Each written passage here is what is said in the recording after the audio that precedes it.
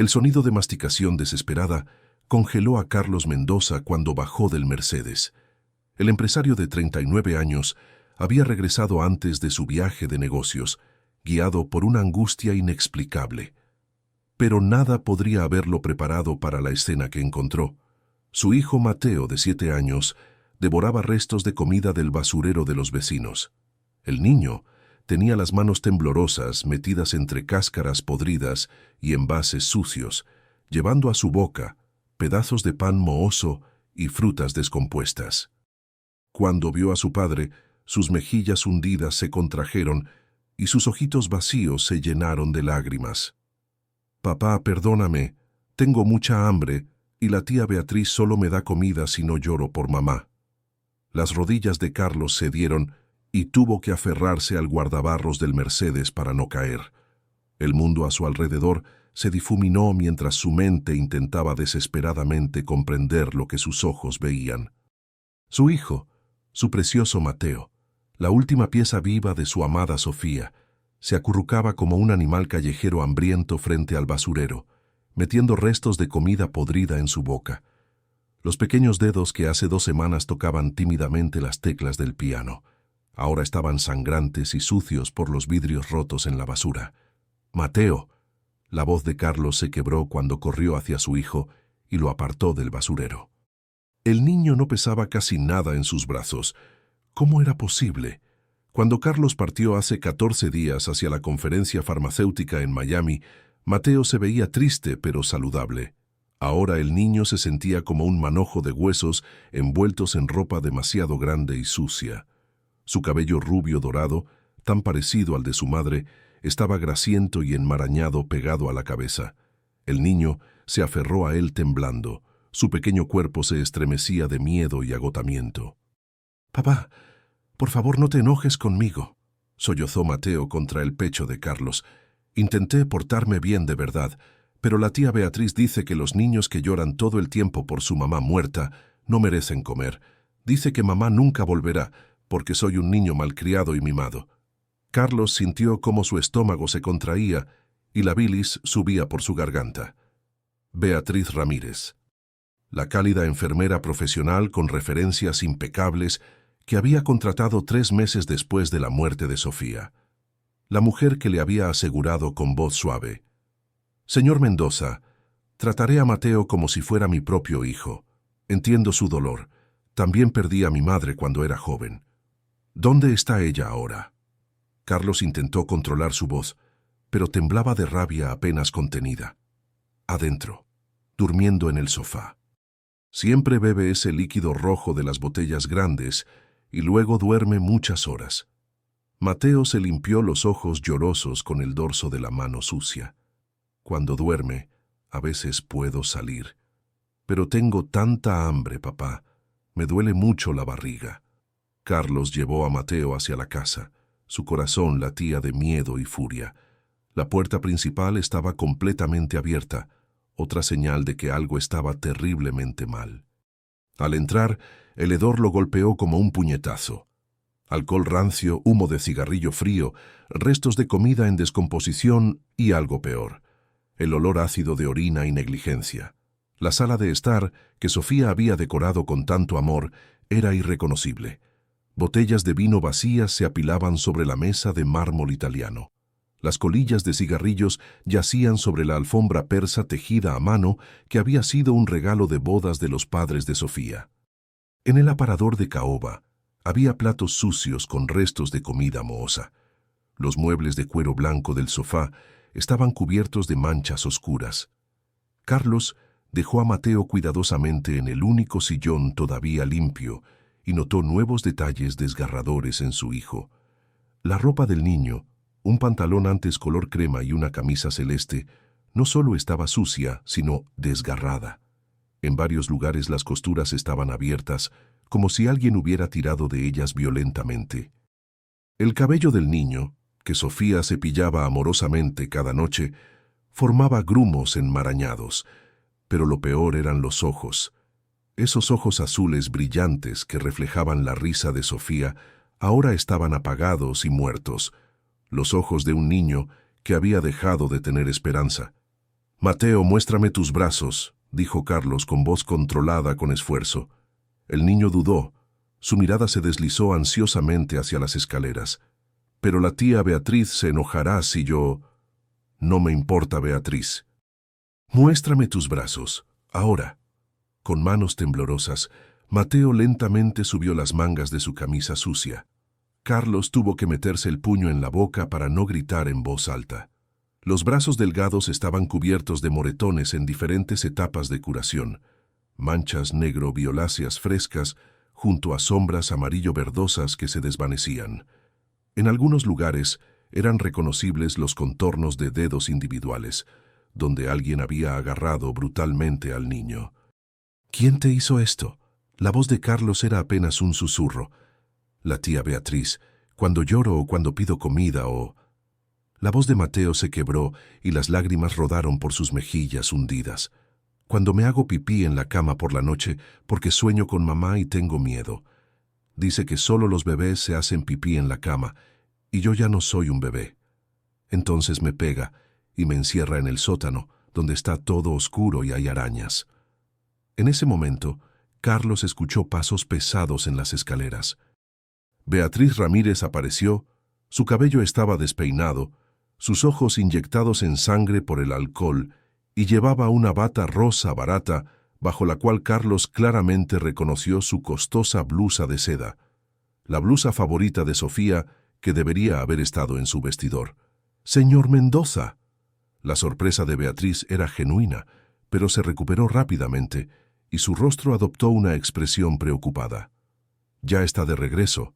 No lo esperábamos hasta pasado mañana». «¿Todo bien? ¿Hubo problemas en la conferencia?».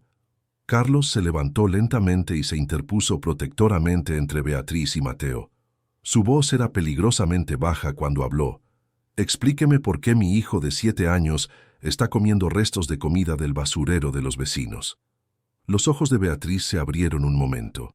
Luego rió nerviosamente y gesticuló despreocupadamente. «Oh, señor Mendoza, ya sabe cómo son los niños». «Tan dramáticos. Mateo no quiso comer su almuerzo. Se ha vuelto muy quisquilloso, debe saber. Y luego probablemente jugó afuera y... No me mienta». La voz de Carlos explotó con tal fuerza que incluso Beatriz retrocedió. «Mírelo. De verdad, mírelo. Está medio muerto de hambre. Se le ven las costillas a través de la piel. ¿Cuánto tiempo lleva dejando morir de hambre a mi hijo?». El rostro de Beatriz se endureció y la pretensión de preocupación cayó como una máscara. «¿Hambre? ¿Cómo se atreve a acusar así? El niño es manipulador y terco. Rechaza la comida por pura obstinación para llamar la atención, igual que se hace pipí en la cama por la noche, aunque es demasiado grande para eso».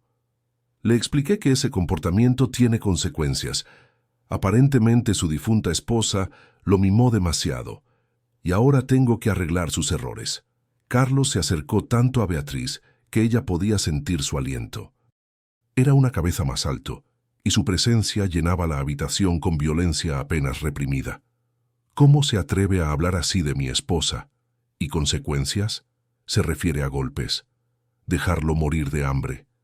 Encerrar a un niño de 7 años que acaba de perder a su madre. Beatriz retrocedió más, pero sus ojos brillaban con frío desprecio. «Usted no tiene idea de lo difícil que es. Día y noche llorando y quejándose por su madre muerta. Se hace pipí en la cama como un niño pequeño. Grita tan fuerte por la noche que los vecinos podrían quejarse. Lo intenté todo, pero es un niño perturbado e ingrato. ¿Y usted? Nunca se preocupó ni una sola vez. Siempre trabajo, trabajo, trabajo. Me lo dejó a mí porque era demasiado cobarde para enfrentar su responsabilidad. ¡Fuera!». El grito de Carlos hizo temblar los candelabros de cristal. Mateo se encogió y se hundió más profundamente en el sillón. «Salga de mi casa, ahora mismo, y no se lleve nada excepto su propia ropa, porque juro por Dios que inventariaré cada pieza». El rostro de Beatriz se contorsionó en una mueca fea. «Bien, como quiera. Pero se arrepentirá, señor Mendoza. No tiene absolutamente ni idea de en qué se está metiendo. Sin mí este niño loco lo volverá completamente loco, y espere y verá. En un mes me rogará de rodillas que vuelva». Giró sobre sus talones y subió pesadamente las escaleras. Carlos escuchó cajones que se abrían y cerraban de golpe, puertas de armario que se cerraban con fuerza, el tintineo de vidrio.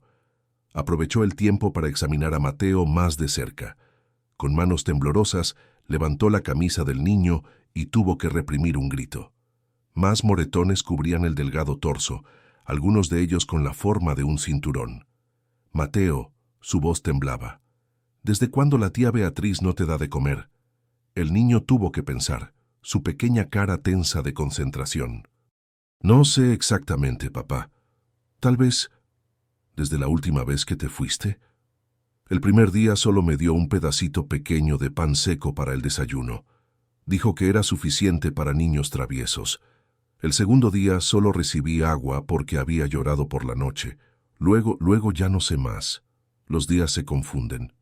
¿Y cuándo te pegó por última vez? Esta mañana. Pregunté si podía comer algo y me lastimó con el cinturón. Luego me encerró en el sótano, pero pude escapar por la ventanita cuando se durmió. Carlos cerró los ojos y luchó contra las lágrimas. ¿Cómo había podido permitir esto? ¿Cómo había sido tan malditamente ciego? Sofía le había advertido, en su lecho de muerte, cuando el cáncer la había reducido a un esqueleto. Con sus últimas fuerzas, había apretado su mano y susurrado: «Carlos, prométeme que no huirás del dolor. Mateo te necesita, solo te tendrá a ti. Sé el padre que necesita, no el empresario que quieres ser». Pero exactamente eso había hecho Carlos. Se había sumergido de cabeza en el trabajo, había usado interminables reuniones y viajes de negocios como excusa para no lidiar con el vacío abismal que Sofía había dejado. Y mientras tanto había entregado a Mateo a esta mujer, una sádica que disfrutaba su poder sobre un niño indefenso. Beatriz bajó las escaleras, una gran bolsa de viaje sobre su hombro, obviamente llena de objetos robados. «Me voy ahora, señor Mendoza, pero no olvide, tengo referencias perfectas y años de experiencia. Cualquier abogado confirmará que usted es un padre negligente que descuidó completamente a su hijo traumatizado y ahora culpa a la cuidadora». Carlos la ignoró y se concentró en Mateo mientras levantaba cuidadosamente al niño. «Ven, mi hijo, vamos directamente al hospital. Los médicos te ayudarán». Solo cuando Beatriz se dirigía hacia la puerta, se dio la vuelta. Beatriz Ramírez, o como sea que se llame realmente, tendrá noticias de mi abogado. Lo que le hizo a este niño es criminal. Y le juro por la memoria de mi esposa, nunca más trabajará cerca de un niño. Beatriz se detuvo en la puerta y se dio la vuelta con una sonrisa burlona. «Buena suerte con eso, señor Mendoza. Su palabra contra la mía». ¿Y quién le va a creer a un empresario rico que dejó solo a su hijo durante meses mientras viajaba por el mundo? La gente pensará que solo está buscando un chivo expiatorio por sus propios fracasos. La pesada puerta de roble se cerró con un golpe sordo. Mateo comenzó a sollozar incontrolablemente. Todo su cuerpo temblaba. «Papá, papá, ¿todavía me quieres? ¿O me vas a dar en adopción ahora porque soy un niño tan malo y malvado como dice la tía Beatriz?» Carlos se arrodilló frente a su hijo y tomó su rostro demacrado entre sus manos. Las lágrimas corrían por sus mejillas mientras hablaba. «Mateo, mírame. Justo aquí, a mis ojos. No eres malo. Nunca fuiste malo. Eres lo más maravilloso que mamá y yo creamos. Eres mi mayor tesoro, mi todo, y nunca te daré en adopción». La tía Beatriz dijo mentiras terribles. «Pero ahora se fue para siempre, y nadie te volverá a lastimar. Te lo prometo por el alma de mamá». En el auto, camino al hospital universitario, Carlos sostuvo a Mateo firmemente contra su pecho. El niño se sentía como un pequeño pájaro, tan frágil y ligero. Carlos llamó a su médico de cabecera de muchos años, el doctor Fernando Vega, que se había convertido en un amigo cercano de la familia desde la enfermedad de Sofía. «Fernando, te necesito inmediatamente en el hospital. Es Mateo. Él». «Dios mío, Fernando, está en un estado terrible. Creo que fue sistemáticamente maltratado». La voz del doctor Vega se puso seria inmediatamente. Estaré allí en 20 minutos. Carlos, tiene lesiones externas, moretones por todas partes, desnutrición severa, deshidratación y Fernando tiene tanto miedo, tanto miedo.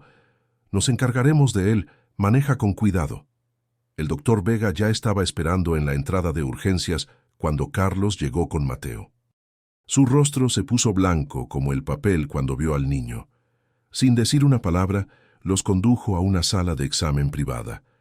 «Mateo», dijo el doctor Vega con su voz más suave, mientras se arrodillaba junto a la camilla de examen. «Soy el doctor Vega. ¿Te acuerdas de mí? Traté a tu mamá». Mateo asintió débilmente. «Usted fue amable con mamá». «Exacto, y ahora también seré amable contigo. Necesito examinarte para ver cómo puedo ayudarte». «¿Está bien?» Mateo se aferró a la mano de Carlos, pero finalmente asintió. El examen duró más de 1 hora. Con cada hallazgo, el rostro del doctor Vega se volvía más serio. Cuando terminó, pidió a Carlos que lo acompañara a una habitación contigua mientras una enfermera se quedaba con Mateo. «Carlos». El doctor Vega exhaló pesadamente. «Mateo está severamente desnutrido. Su peso está 45% por debajo del rango normal para su edad y estatura. Muestra signos de deshidratación crónica». «¿Los hematomas?» Se detuvo. «Carlos, estas lesiones no son recientes. Algunos de los moretones tienen semanas. También hay fracturas curadas en 2 costillas que nunca fueron tratadas médicamente». Carlos tuvo que apoyarse en la pared. «¿Cuánto tiempo, Fernando? ¿Cuánto tiempo ha estado pasando esto?» «A juzgar por el estado de estas lesiones, al menos 2 meses, tal vez más». El doctor Vega puso una mano en el hombro de Carlos. Pero Carlos no podía saberlo. «Los maltratadores son maestros del disfraz». «Pero soy su padre. Debería haber visto las señales. Estabas en duelo profundo, estabas funcionando, no viviendo. Eso no te hace un mal padre, te hace humano». El doctor Vega ordenó un examen exhaustivo. Análisis de sangre, radiografías, evaluación neurológica. Carlos permaneció todo el tiempo con Mateo, sosteniendo su mano, susurrándole palabras de ánimo. Los análisis de sangre trajeron otro descubrimiento impactante. «Carlos», el doctor Vega le mostró los resultados. «Hay trazas de diazepam en la sangre de Mateo. Es un sedante fuerte. Alguien le estaba dando medicamentos». «Para mantenerlo tranquilo», susurró Carlos. Horror y rabia se mezclaban en su voz. «Para hacerlo dócil». En ese momento entró una mujer con un traje oscuro. «Señor Mendoza, soy Patricia Morales de Servicios Sociales. El doctor Vega nos informó. Necesito hablar con usted y con Mateo». El corazón de Carlos se hundió. Servicios Sociales. Por supuesto que vendrían. «¿Me van a quitar a mi hijo?». La señora Morales negó con la cabeza. «Por ahora no, pero necesito evaluar la situación. Cuénteme todo». Carlos relató los eventos del día. Su voz se quebró varias veces. La señora Morales tomó notas. Su rostro permaneció profesionalmente neutral. «¿Y esta Beatriz Ramírez verificó sus referencias?». Carlos negó con la cabeza avergonzado. «Vino con recomendaciones escritas. Yo no contacté personalmente a los referentes». «Entiendo». La señora Morales tomó más notas. «Señor Mendoza, debo ser honesta. El hecho de que recién notara la situación después de semanas es preocupante. Pero su reacción inmediata hoy habla a su favor. Iniciaré una investigación oficial, pero por ahora Mateo puede quedarse con usted, con la condición de que ambos reciban atención psicológica. Por supuesto, lo que sea necesario».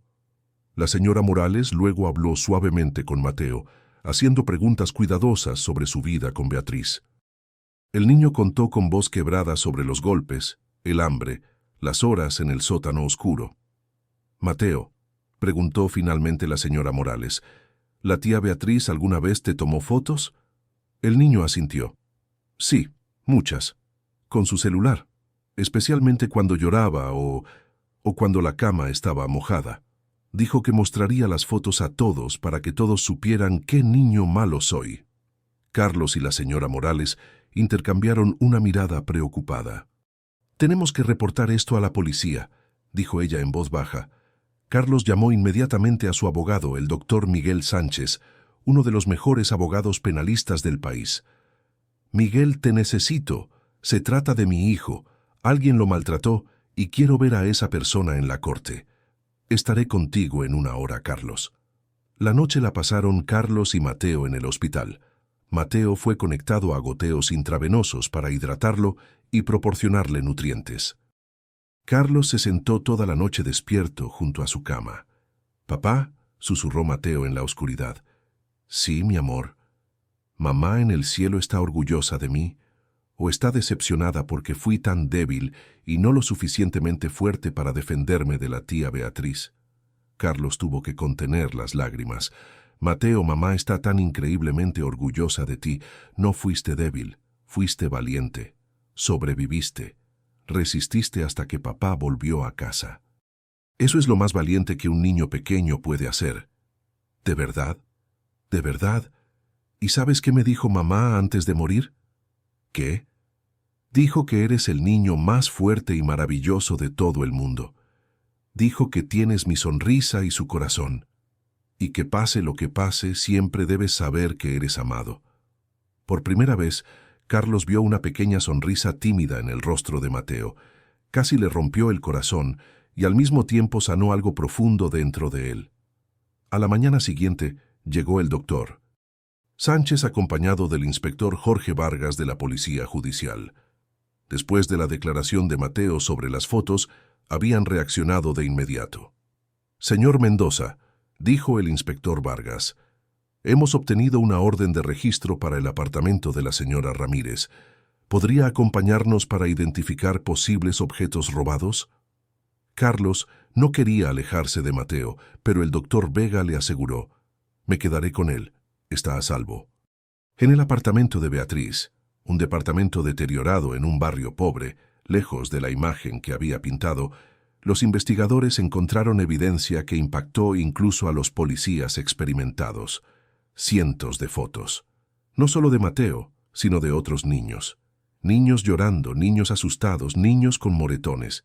En la laptop de Beatriz encontraron aún más, organizadas en carpetas con nombres cínicos: llorones, orinadores, huelga de hambre. «Dios mío», murmuró el inspector Vargas. Las coleccionaba como trofeos. Pero eso no era todo. En una carpeta oculta encontraron correspondencia por correo electrónico con otras personas que ofrecían servicios similares. Era una red. «Señor Mendoza», dijo el inspector Vargas seriamente, «su hijo no fue su primera víctima. Tenemos indicios de al menos 8 casos más en los últimos 5 años. Siempre el mismo patrón: padres adinerados y solos en situaciones de crisis».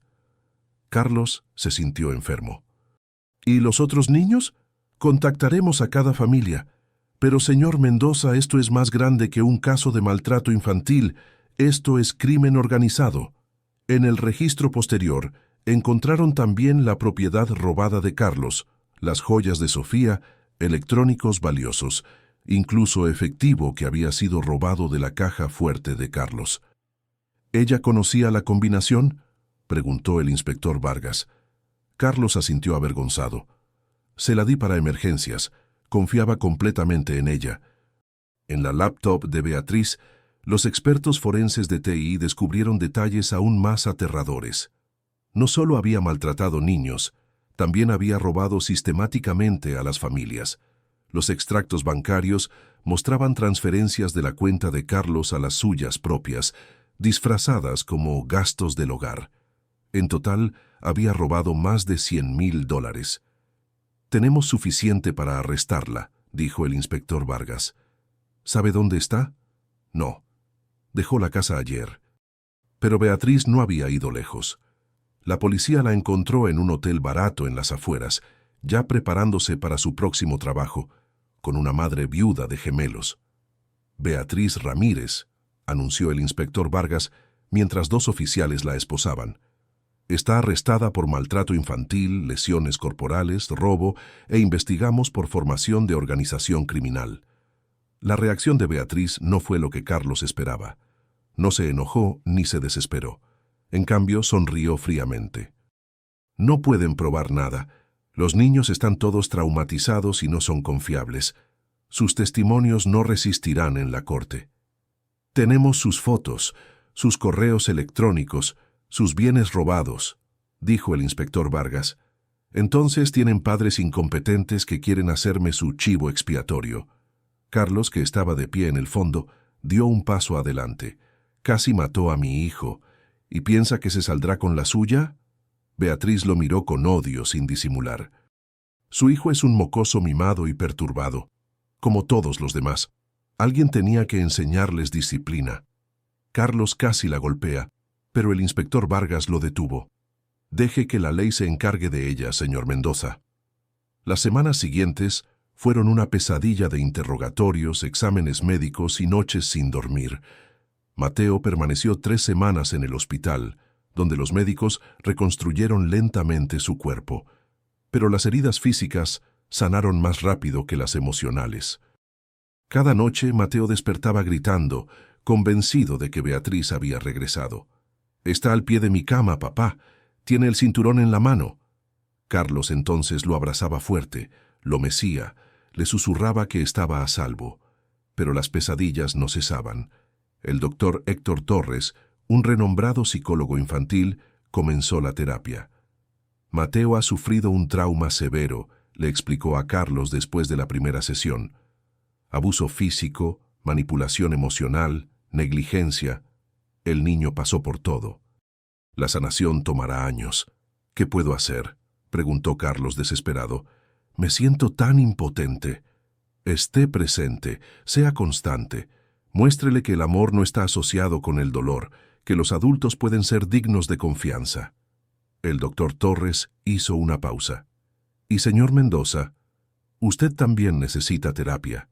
La culpa que siente lo consumirá si no la procesa».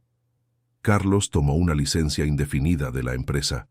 Por primera vez en su vida, el trabajo no era su prioridad. Pasaba cada día con Mateo, le leía, jugaba con él, lo ayudaba con los ejercicios de fisioterapia necesarios para reconstruir sus músculos debilitados. Mientras tanto, los investigadores continuaban trabajando. El inspector Vargas llamaba regularmente a Carlos con actualizaciones. «Señor Mendoza, identificamos 7 familias más que fueron atacadas por Beatriz o sus cómplices, todas con el mismo patrón. ¿Testificarán? Algunas sí, otras tienen demasiado miedo o demasiada vergüenza». El inspector Vargas suspiró, «pero tenemos suficiente para una acusación sólida». Los medios se enteraron de la historia.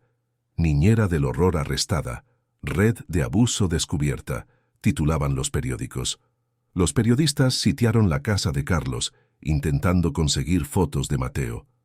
Carlos tuvo que contratar personal de seguridad para proteger su privacidad.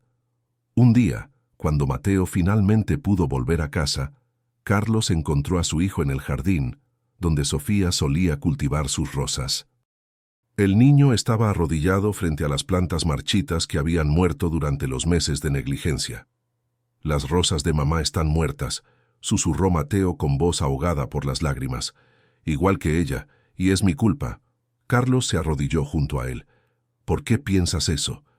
«La tía Beatriz dijo que mamá murió porque yo le causé mucho estrés, porque era un bebé difícil y por eso se enfermó». Carlos sintió ira y tristeza subir en él. «Mateo, mírame, mamá murió de cáncer.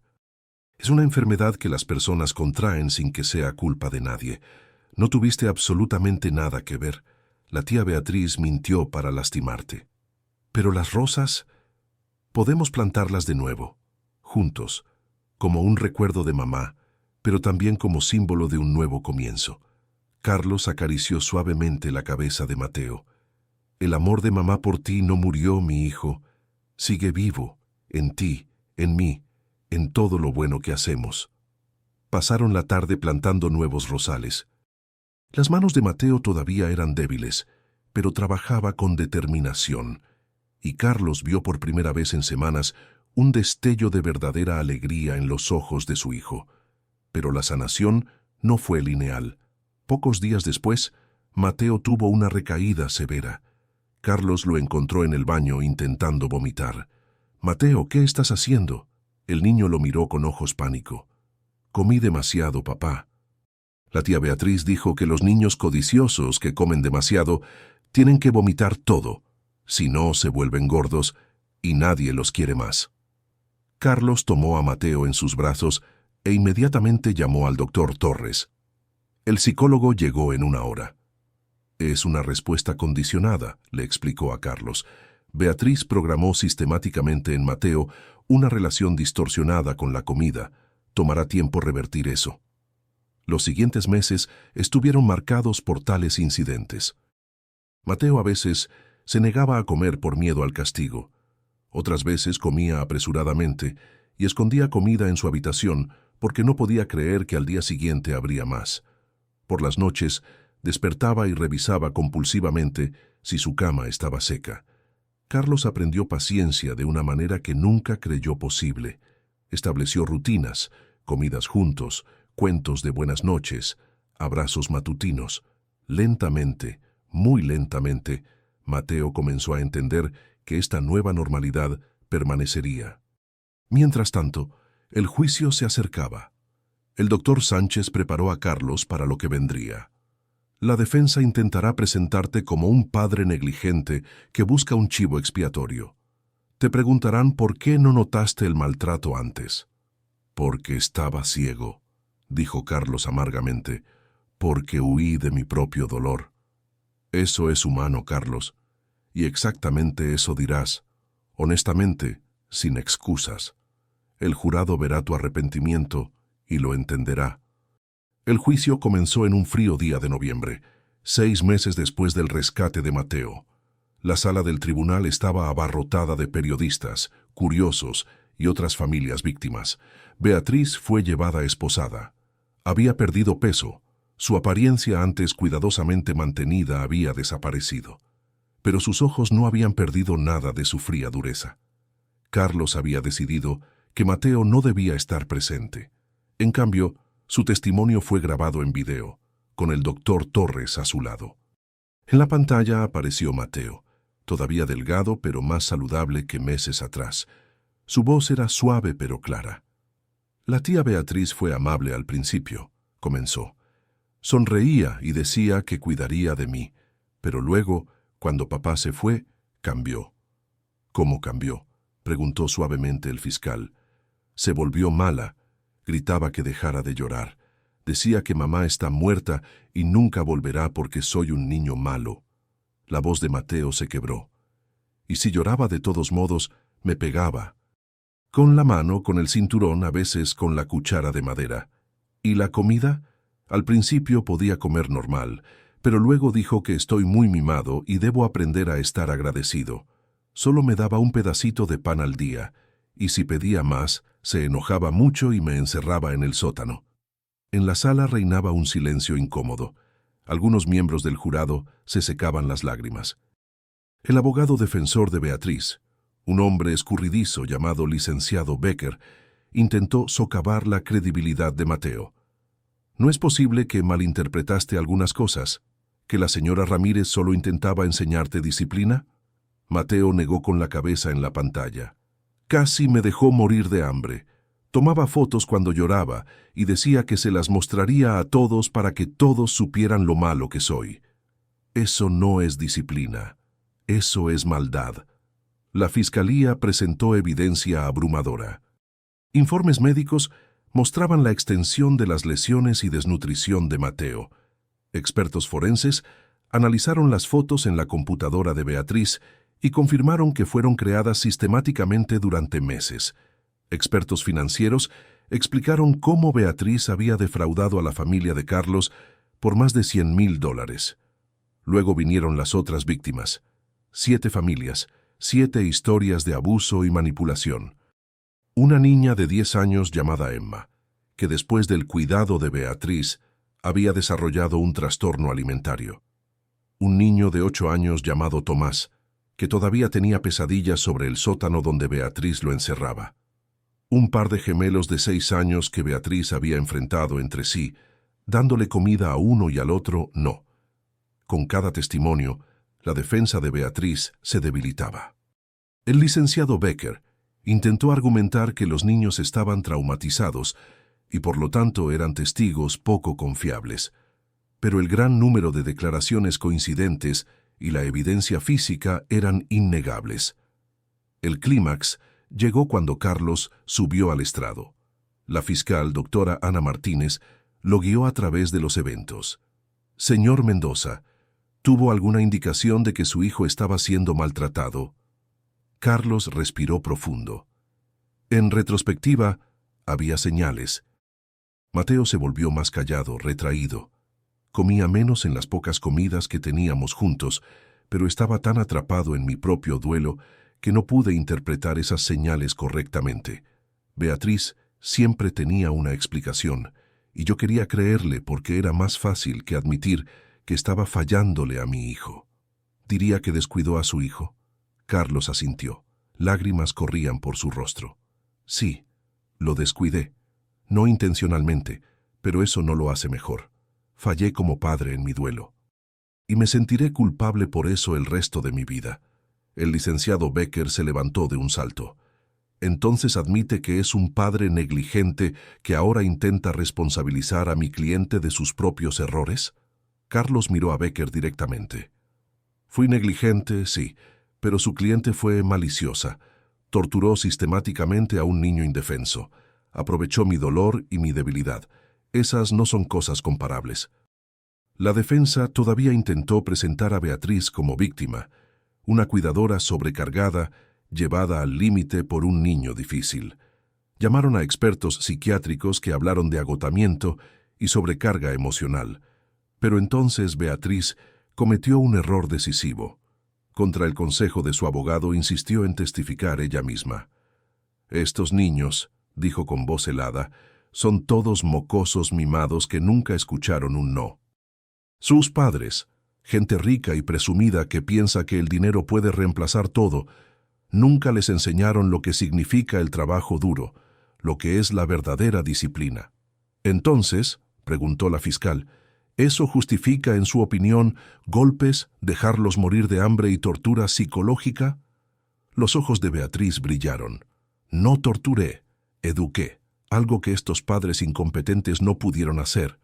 ¿Y las fotos? ¿Los videos de niños llorando, asustados? Documentación.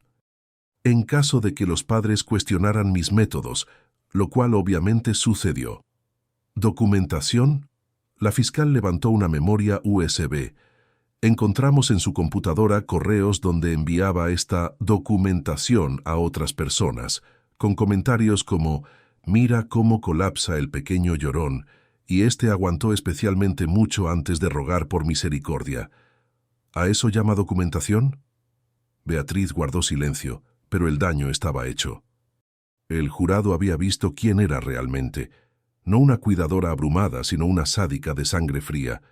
Los alegatos finales fueron emocionalmente cargados.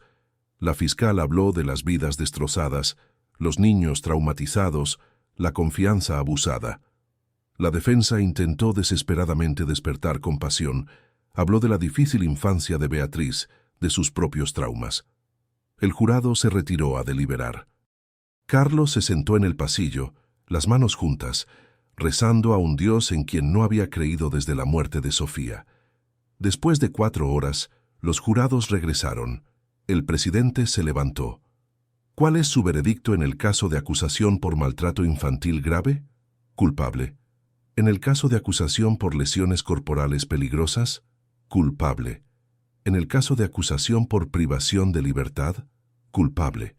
Con cada culpable, Beatriz se hundía más. En total fue declarada culpable en 47 cargos. La jueza, una mujer severa llamada doctora Isabel Hernández, dictó la sentencia una semana después. Beatriz Ramírez, comenzó. Usted abusó de una posición de confianza de la manera más despreciable. Torturó sistemáticamente a niños vulnerables que ya sufrían por la pérdida de un padre. No actuó por estar abrumada, sino por maldad y sadismo. Beatriz permanecía inmóvil, su rostro una máscara vacía. Por sus crímenes la condeno a 28 años de prisión sin posibilidad de libertad anticipada. Además, después de su liberación, Le será prohibido permanentemente cualquier contacto con menores. Será registrada en el registro de delincuentes sexuales y abusadores de niños. El control de Beatriz se quebró. Gritó, luchó contra los guardias que intentaban llevársela. «Esto es injusto. Esos mocosos arruinaron mi vida. Solo estaba haciendo mi trabajo». Sus gritos resonaron por la sala mientras la sacaban a rastras. Carlos se sentó en silencio. No sentía alegría ni satisfacción, solo un profundo agotamiento y la esperanza de que esta pesadilla realmente hubiera terminado. Cuando llegó a casa, encontró a Mateo en la sala. El niño lo miró con grandes ojos interrogantes. «¿Papá? ¿Se acabó?» Carlos se arrodilló frente a su hijo y asintió. «Sí, mi amor. Se acabó. Beatriz estará en prisión por mucho, mucho tiempo. Nunca más podrá lastimarte». Mateo envolvió sus brazos alrededor del cuello de Carlos y comenzó a llorar. Pero esta vez eran lágrimas de alivio. En los meses siguientes comenzó la verdadera sanación. Carlos vendió la casa. Demasiados malos recuerdos colgaban de esas paredes. Se mudaron a un hogar más pequeño y acogedor en un suburbio tranquilo. Carlos fundó la Fundación Sofía y Mateo, dedicada a proteger niños del abuso. La fundación ofrecía verificaciones de antecedentes gratuitas para cuidadores, capacitación para padres para reconocer señales de abuso y apoyo para víctimas. «No puedo deshacer lo que pasó», dijo Carlos en una entrevista, «pero puedo intentar evitar que les suceda a otras familias». Mateo comenzó a ir a la escuela nuevamente. Era difícil. Tenía retrasos que recuperar y las interacciones sociales a veces eran abrumadoras. Pero tenía una maestra comprensiva y Carlos se aseguró de que la escuela estuviera informada sobre su situación.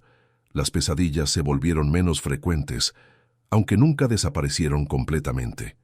Pero Mateo desarrolló estrategias de afrontamiento.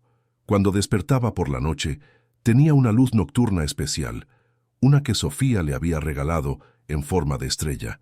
La llamaba la estrella de mamá y le ayudaba a sentirse seguro. Un año después del juicio, Carlos y Mateo visitaron juntos la tumba de Sofía por primera vez. Mateo había insistido en llevar flores, rosas que él mismo había cultivado en el nuevo jardín. «Hola, mamá», dijo Mateo suavemente, colocando las flores en la tumba. «Soy yo, Mateo. Lamento no haber venido antes. Fue difícil». Carlos puso una mano en el hombro de Mateo. «Pero papá y yo lo estamos logrando ahora», continuó Mateo. «La mujer mala se fue, para siempre, y vuelvo a ir a la escuela. Incluso encontré un amigo, se llama Diego. ¿Y sabes qué? Las rosas que amabas, plantamos nuevas. Papá dice que son casi tan hermosas como tú». Las lágrimas corrían por las mejillas de Carlos. «Papá todavía llora a veces», dijo Mateo, «pero dice que está bien, que las lágrimas muestran que amas, y mamá te amamos, tanto, todos los días». Permanecieron un rato en silencio, tomados de la mano. En el camino a casa, Mateo preguntó, «Papá, ¿crees que mamá está orgullosa de nosotros?» Carlos sonrió a través de sus lágrimas. «Estoy seguro, mi hijo. Estoy absolutamente seguro». Esa noche, Mateo durmió sin pesadillas, y Carlos, que velaba junto a su cama como tantas veces, vio por primera vez verdadera paz en el rostro de su hijo. El camino había sido largo. Las cicatrices, tanto físicas como psicológicas, siempre permanecerían. Pero Carlos y Mateo habían encontrado algo que casi habían perdido, el uno al otro. Y mientras las sombras del pasado nunca desaparecerían completamente, aprendieron a vivir en la luz, juntos, como familia, para siempre.